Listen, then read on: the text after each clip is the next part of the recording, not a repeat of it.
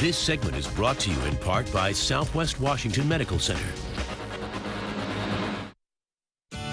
Welcome back to Better Portland. I'm Brooke Carlson. We're at Family Medicine of Southwest Washington in Vancouver, hanging out with the very lovely Dr. Marilyn Darr, talking osteoporosis and menopause. Kind of a tough subject. It's a long subject. It's a long subject. We have a test taking place right here in front of us. What's happening here? We have a postmenopausal woman who's sitting in this DEXA scan and getting her bone mineral density taken in two places. One is the spine, and one will be the hip. That is how it is measured in grams. How much bone density does she have in those two areas?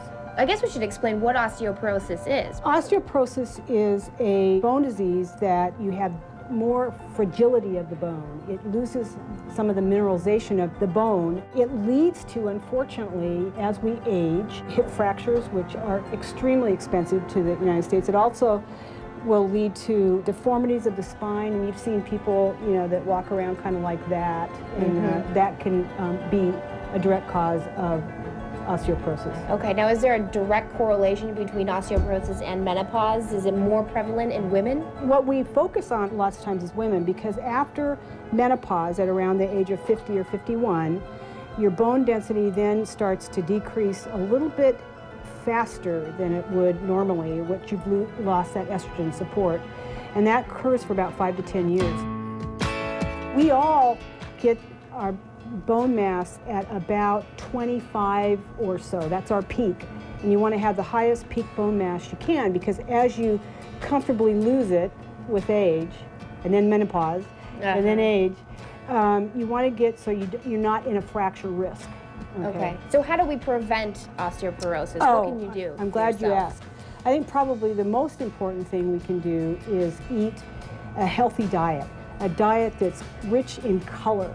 Okay. Mostly produce and a little bit of meat, a little bit of milk, all that kind of stuff, but mostly whole foods, because the stuff in between is all non-food. Well, take a look at your dinner plate. If it's all brown, then you're not doing good. You're not doing good. That is not what you need to be doing. The other thing we've noticed too is that we don't have a lot of vitamin D. And vitamin D is very important to the absorption of calcium, okay? It's tough to come by around here. It's very tough to come by. The best thing we can do is take some supplements, as well as, if there is sun, to do some moderate sun. You can do, 10 to 15 minutes on your lower extremities 3 times a week, and that would be enough for you.